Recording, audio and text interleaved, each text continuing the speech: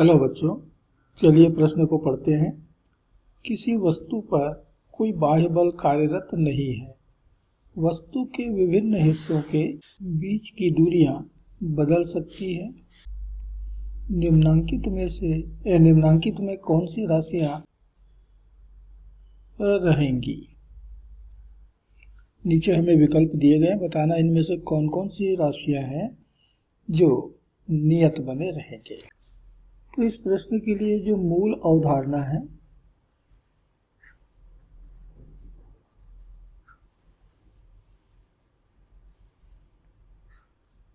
वह है गति का द्वितीय नियम।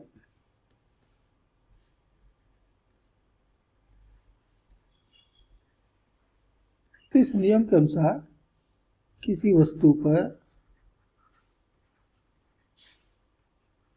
आरोपित बल वस्तु के संवेग में परिवर्तन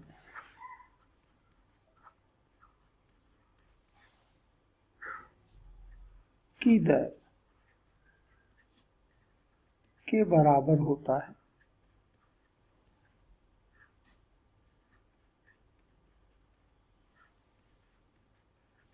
अर्थात बल F ये बराबर होगा संवेग में परिवर्तन डेल्टा P बटा समय डेल्टा T। यह प्रश्न इसी अवधारणा पर आधारित है। अब हमको प्रश्न में दिया हुआ है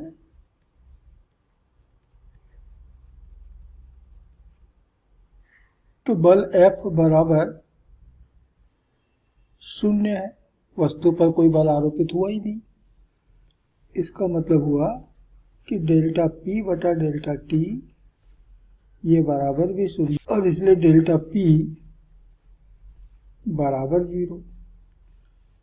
इसका अर्थ हुआ कि संवेग में परिवर्तन नहीं हो रहा है, और इस संवेग में परिवर्तन नहीं हो रहा है इसका मतलब कि P बराबर नियत है, और इसलिए वस्तु का संवेग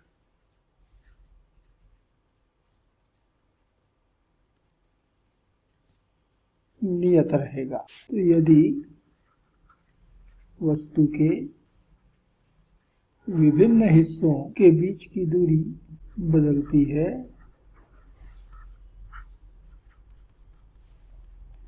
तो जड़त्व आघूर्ण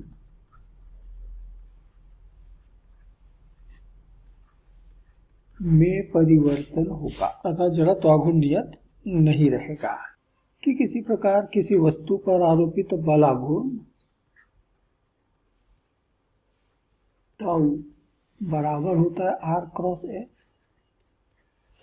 और F यहाँ पर 0 है तो टाउ भी यहाँ पर 0 है, यानी वस्तु पर कोई बलागुण आरोपित नहीं है। अब बलागुण टाउ बराबर होता है संवेग में परिवर्तन की दर, कोणीय संवेग में परिवर्तन की दर dl/dt। यहाँ पर L है कोणीय संवेग। अभी हमने ऊपर देखा कि टाउ तो 0 है, इसका मतलब हुआ कि dl/dt बराबर 0 होगा। तो dl बराबर 0 हुआ, अर्थात कोणीय संवेग में परिवर्तन 0 है, तो कोणीय संवेग L ये भी नियत रहेगा। इसका मतलब है कि वस्तु का कोणीय संवेग नियत होगा, यह नियत रहेगा। अब गतिज ऊर्जा E बराबर होता है हाफ I ओमेगा वर्ग। अब यहाँ पर I अर्थात जड़त्व आघूर्ण, इसमें तो परिवर्तन आ रहा है, स्क्वायर हमने ऊपर नीचे I से भाग दे दिया, I से गुणा कर दिया, तो ऊपर हो गया I ओमेगा का वर्ग बटे 2I, अर्थात L वर्ग बटे 2I। अब L तो नियत है किंतु जड़त्व आघूर्ण I में परिवर्तन हो रहा है, और इसलिए एक गतिज ऊर्जा I बराबर नहीं होगा नियत। तो गतिज ऊर्जा नियत नहीं होगा, जड़त्व आघूर्ण नियत नहीं होगा, लेकिन रेखिक संवेग और कोणीय संवेग ये नियत रहेंगे। तो प्रश्न में दिए गए विकल्पों पे आए तो कोणीय संवेग नियत रहेगा, रैखिक संवेग भी नियत रहेगा, ये दोनों सही उत्तर है। लेकिन गतिज ऊर्जा और जड़त्वागुण ये नियत नहीं होंगे, ये दोनों गलत विकल्प है। तो इस प्रश्न के दो विकल्प सही है, ए और बी, और ये इस प्रश्न का अंतिम उत्तर है।